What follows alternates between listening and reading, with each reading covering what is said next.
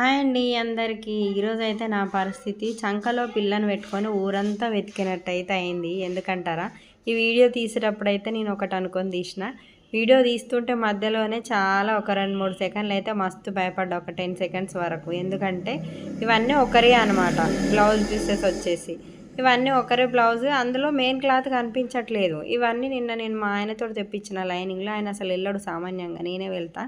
నాకు జ్వరం వచ్చిందని చెప్పాను కదా, అందుకని ఆయననే పంపించిన అనమాట. అమ్మ ఇక కథం నా పని అయిందిరా. ఇక ఈ ఆటితోటి ఆమె రెగ్యులర్ కస్టమర్ ముందే ఇప్పుడు ఇది ఇచ్చేటి అయితే బ్లౌజ్ పీస్ పోయిందంటే ఇక నా పని ఉన్నట్టు అని మస్తు భయపడ్డా, అంటే మస్తు భయపడ్డా. అక్కడనే మిస్ చేసిందని అనుకున్నా, కానీ నా లక్ బాగుంది అబ్బా. ఒక్క 10 సెకండ్స్ అట్లా భయపడ్డా. మొత్తానికి సంచులనే దొరికింది, లేకపోతే నా పని అయిపోయినట్టే ఉండే అనమాట. ఎందుకంటే లైనింగ్ పోతే ఎట్లనన్నా తీసుకొచ్చుకోవచ్చు, కానీ చీరల మీద బట్ట కాబట్టి ఇక పోతే అది దొరకడం మనకు ముందే మస్తు కష్టమవుతుంది.